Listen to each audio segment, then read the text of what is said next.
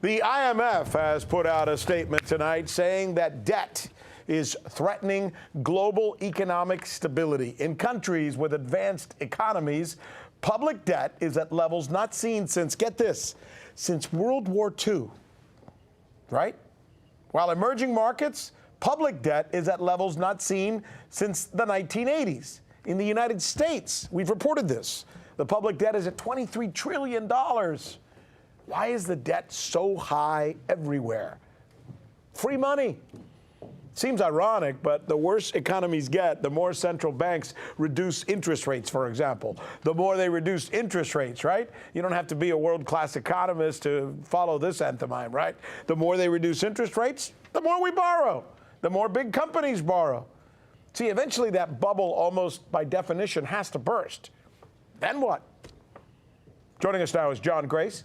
He's the founder and the president at Investors Advantage Corp. Mr. Grace, it's nice to see you. Thanks for being with us. I'm going to read to you what Ray Dalio, who, by the way, owns the biggest hedge fund in the world, says. He says, the world has gone mad. Quote, the system is broken. And trickle down, it doesn't work. You say what? I say, Rick, Ray is right on. He's called it.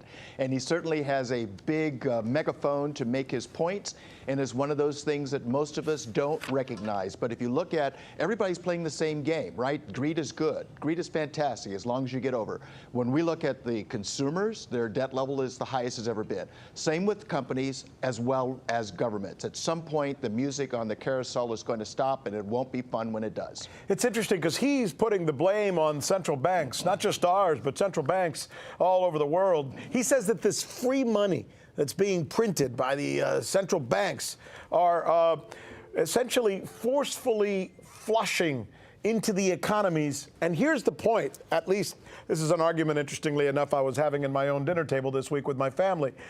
It's happening without sustainable growth, right? It's not happening because EBITDAs are big. It's not happening because P&Ls are impressive. It's happening because people are borrowing money, right? Well, this is so true, and I think this is how Wall Street has managed to manipulate Main Street. And as I say, the debt levels are the highest as they've ever been. And when you get free money, sometimes you do some smart things, sometimes you do some really stupid things. But we all know if you can't make those series of payments for whatever reason, as I say, then the music stops and now you have a brand new reality. So I think Ray's called it. Are you among those who believe that given these conditions that you and I were just describing, it's almost inevitable that sometime in probably 2020, we're going to be faced by some kind of downturn, possibly recession, possibly a severe recession? Some people have even used the D word and said depression. You say what? I say be prepared for all of the above.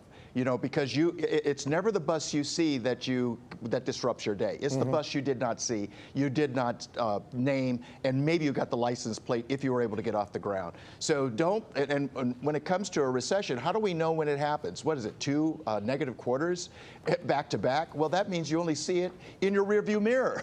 So who's going to call this? No one has called it really adequately the last 2 times, 02, 08, 09.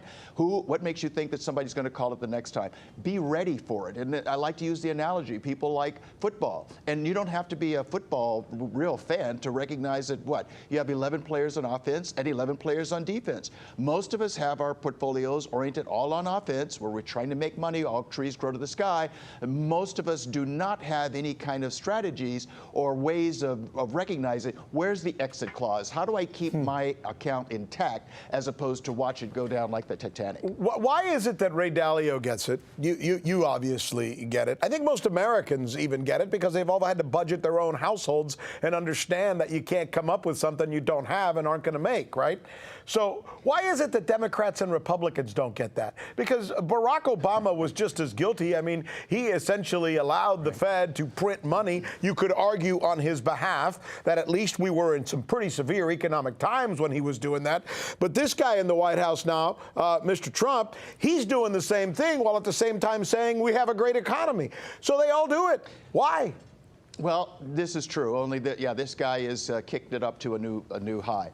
And remember, he said he was the debt king, right? So he likes debt, and when you have appreciating assets, debt is an asset. But when things are in decline, debt becomes a sudden liability. So he's used to all of the upsides, and he's thinking that he's going to buy his way to stay in the White House. That may or may not prove to be true. But as I say, no one knows what's going to happen. But you don't have to have the right prediction to do the kind of preparation you need to do, so that you can assess in advance what kind of loss can you live with, and then how can your portfolio be set up in such a way where you can have losses that are manageable to you. That's a personal question. It's not as easy as are you conservative, moderate, or aggressive. There are people who are frequent guests on this particular newscast, like David Stockman, for example, who was the budget director of President Reagan. I'm sure you know of David Stockman.